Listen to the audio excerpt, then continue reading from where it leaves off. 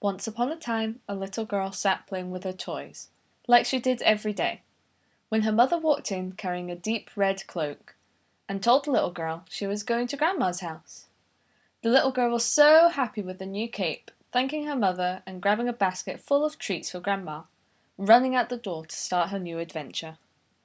A little while later, Red spotted something shiny in a pile of rocks. She went to dig it out, thinking that it could be a nice gift for Grandma, when all of a sudden a scream stopped her right in her tracks. Spinning around to see what was wrong, but it was already gone, with nothing but a single shoe left behind. While Red picked up the strange find, a young man rode up on his horse, asking Red for the shoe, saying it was his only hope in finding his true love. Red gave the strange man the shoe and skipped away, confused by the events. Continuing along, Red came across a stranger, a tall woman struggling to reach an apple in a tree. Red went over and asked the tall woman what was wrong. The tall woman said that she needed the apple, but couldn't reach it from where she stood. Red thought for a moment, wanting to help the woman with her task. She had an idea. Red, wanting to be helpful, climbed a tree and grabbed the apple. As Red skipped away, she wondered what the woman needed a single apple for, but it didn't matter. Red skipped along, listening to the forest as happy as can be, when all of a sudden an old man caught her eye. He was crouched over a bush, tugging at a flower with no success. Red asked the old man what was wrong. He said that he had promised his daughter a beautiful flower as a gift, but couldn't get it free from the brambles.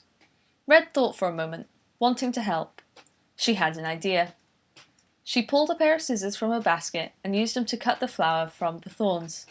The old man was happy, and Red skipped away, proud of her creative idea. As Red rounded the bend, she turned to see Grandma's house, and running inside to find nothing. Red was very confused. Where was Grandma?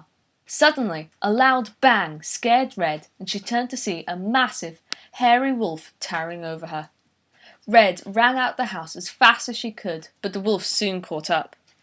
As the wolf gained on Red, a beast suddenly came out of the forest, startling the wolf and forced him to take a different path. Continuing on, the wolf gained on Red, who jumped over a coffin, and the wolf crashed into it, falling behind yet again.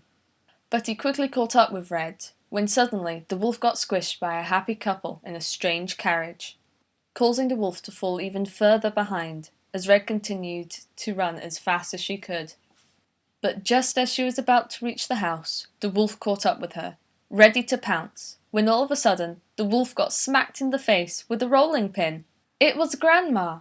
Red was so happy and gave her a huge hug, reaching out to give Grandma the treats she worked so hard to get her, when suddenly she realised, oh no, they're back at the cottage!